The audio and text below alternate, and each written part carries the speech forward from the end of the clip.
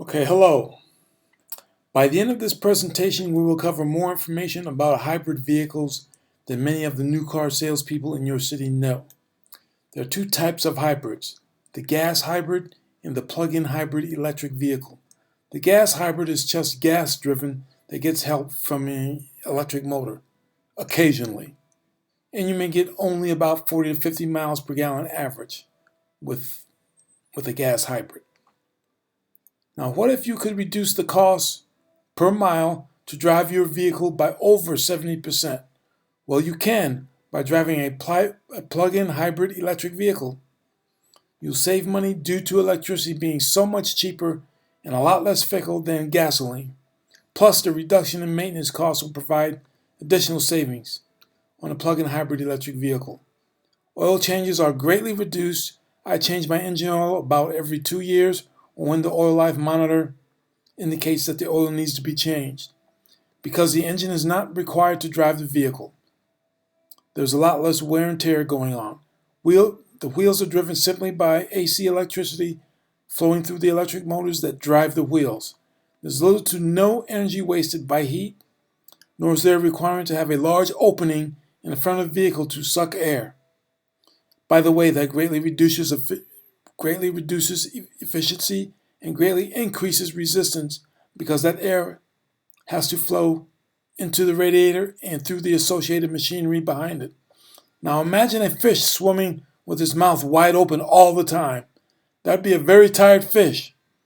They only open their mouth when they need to eat.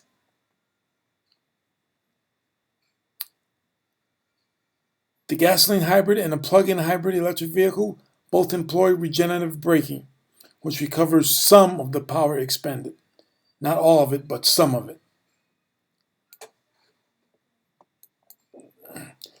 Excuse me. In this slide, this shows my overall average on my 2014 Cadillac ELR. My lifetime average, you will see, is at this point 99.7.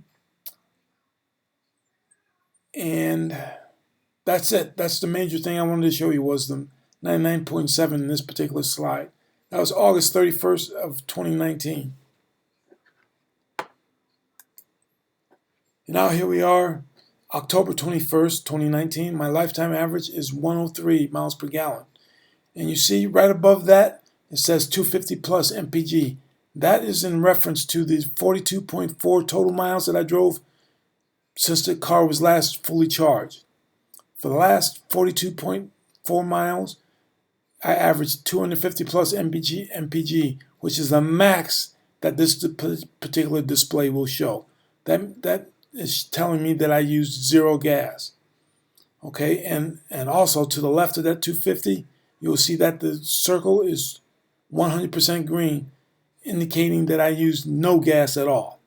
Now, if there was a small section of it that was that was blue, if there was a small blue section, that would indicate the percentage of the trip or the percentage of the drive time that I used some gas. And speaking of gas, I'm going to go ahead and talk about exactly how a plug-in hybrid electric vehicle uses gasoline. It doesn't use gas. First of all, I will say it does not use gasoline the way a regular gasoline-powered vehicle uses gasoline. The engine in a plug-in hybrid electric vehicle is a generator. It generates electricity to drive the electric motors that drive the wheels and to provide power to the power supply. Because a plug-in hybrid electric vehicle only needs electricity to be driven. That's all it needs. It doesn't have to have gas. It just has to have electricity. That electricity can come from being plugged into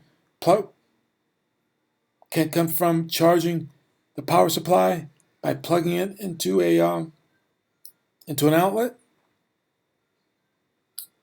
or it can come from running the engine. The engine is a generator, generates more electricity. So the only time I have to run my engine is when I run out of electricity, or I need to plug in my car and charge it.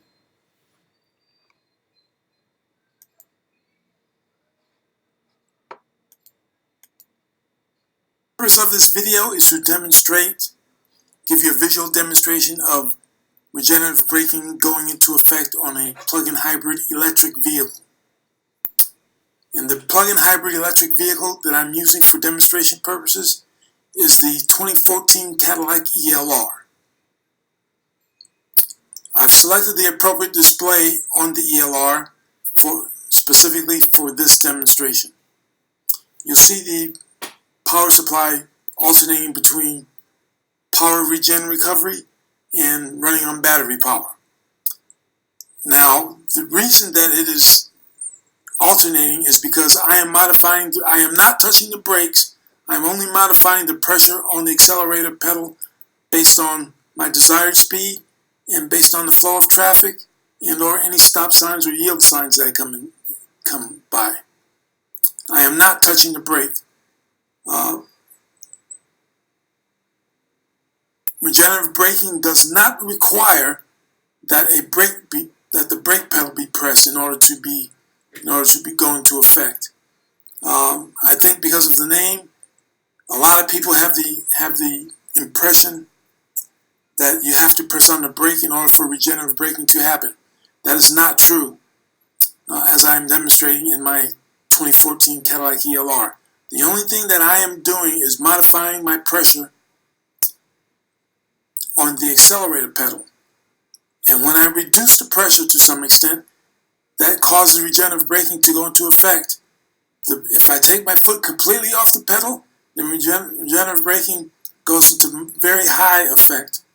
If I just slightly decrease the pressure on the pedal, then regenerative braking just barely kicks in. The strength of it barely kicks in anyway. Now, the plug-in hybrid electric vehicle has the ability to recover some of the power that it's used to propel itself. A gasoline vehicle just can't do that. A gas vehicle obviously cannot provide gas back into the gas tank.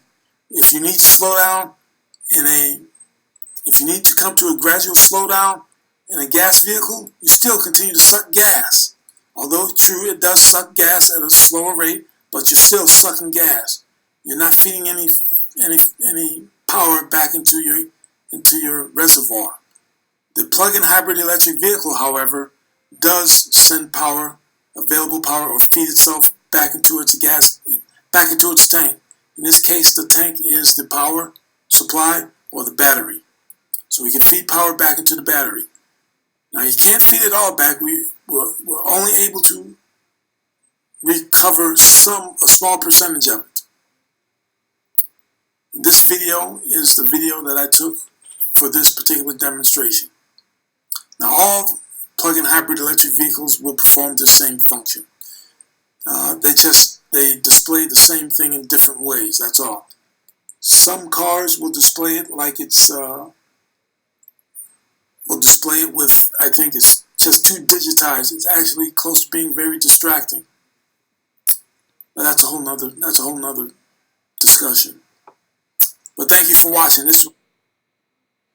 Okay, one thing I forgot to mention in that specific video is that concerning regenerative braking, one example is while I was driving on the highway with cruise control on, I began to go down a slight incline. I saw regenerative braking go into effect to maintain the speed that I set on cruise control. Now the brake did not get the car's computer did not engage the brakes, the actual brakes.